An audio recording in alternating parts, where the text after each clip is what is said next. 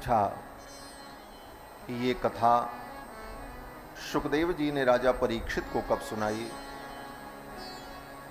गोकर्ण जी ने धुंधकारी को कब सुनाई। तो सूत जी महाराज उत्तर देते हैं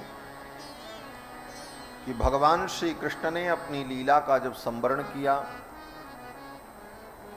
भगवान के निज धाम चले जाने के 30 वर्ष बाद सुखदेव जी ने राजा परीक्षित को कथा सुनाई।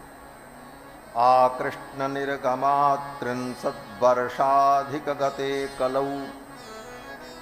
भगवान के निज धाम गमन के 30 वर्ष बाद सुखदेव जी ने राजा परीक्षित को ये कथा सुनाई। और कब सुनाई? बोले नवमी तो नभस्ये च कथारंभम सुको करोत्। भादों के शुक्ल पक्ष की नवमी को कथा प्रारंभ हुई। भगवान श्री कृष्ण के निज धाम जाने के 30 वर्ष बाद भादों के शुक्ल पक्ष की नवमी को भागवत की कथा सार्वजनिक हुई। उसके पहले परंपरा थी। भगवान ने ब्रह्मा को दिया, ब्रह्मा जी ने नारद जी को सुनाया, नारद जी ने व्यास जी को बताया, व्यास जी ने पोथी लिख दी और लिख करके सुखदेव को पढ़ा दिया। लेकिन यहाँ एक वक्ता एक श्रोता, एक वक्ता एक श्रोता की परंपरा चलती रही। लेकिन जब सुखदेव जी ने गंगा के तट पर इस कथा को सुनाया, तब हजारों लोगों ने सुना। प्रधान श्रोता तो महाराज परीक्षित थे और अनेकानेक मुनि महात्मा वहां बैठ करके कथा सुन रहे थे। और इसके पश्चात परीक्षित के निज धाम गमन के पश्चात 200 वर्ष जब बीत गया, तो 200 वर्ष बाद, 2 शताब्दियों बाद श्री गोकर्ण जी महाराज ने ये कथा धुंधकारी को सुनाई। परीक्षित श्रवणान्ते च कलौ वर्ष शतद्वये। परीक्षित के कथा श्रवण करने के 200 वर्ष बाद, कलयुग के 200 वर्ष बीत चुके थे। शुद्धे शुचौ नवम्यां च धेनुजो कथयत कथाम। आषाढ़ के शुक्ल पक्ष की नवमी से श्री गोकर्ण जी महाराज ने ये कथा धुंधकारी को सुनाई। और तस्मादपि कलौ प्राप्ते 30 वर्ष गते सति ऊचुरूर्जे सिते पक्षे नवम्यां ब्रह्मण सुतः।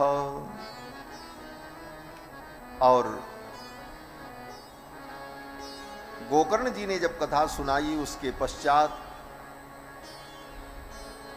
30 वर्ष बीत जाने के बाद कार्तिक के शुक्ल पक्ष की नवमी से पूर्णिमा पर्यंत गंगा के तट पर सनक सनंदन सनातन सनत कुमार ने ये कथा सुनाई, जिसके आयोजक देवर्षि नारद। ये कथा मंगलकारिणी अनेक महापुरुषों के द्वारा गाई गई। सूत जी कहते हैं, इस संसार में, किस संसार में? कहते हैं असार संसार में। ये संसार असार है, इसमें कुछ सार तत्व नहीं है। सूत जी कहते हैं, असारे संसारे विषय विषसंगा कुलधियः क्षणार्धम क्षेमार्थम पिबत सुखगाथा तुलसुधाम। इस असार संसार में आकर कुछ क्षण के लिए भी व्यक्ति इस सुख गाथा का अगर पान करता है तो वह सौभाग्यशाली है। सूत जी कहते हैं, किमर्थम व्यर्थम भो ब्रजसि कुपथे कुत्सित कथे। हे संसार के प्राणियों, क्यों व्यर्थ में कुमार्ग में जा रहे हो? क्यों इधर उधर मार्ग पर भटक रहे हो?